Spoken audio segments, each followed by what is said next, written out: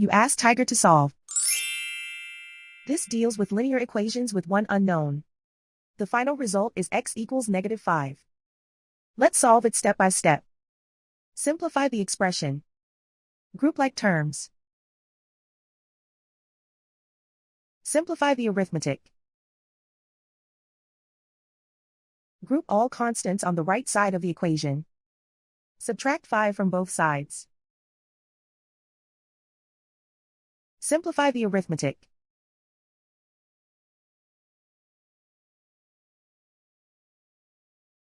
Isolate the x.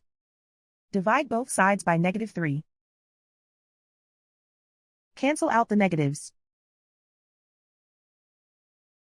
Simplify the fraction. Move the negative sign from the denominator to the numerator. Find the greatest common factor of the numerator and denominator. Factor out and cancel the greatest common factor. And so the final result is x equals -5.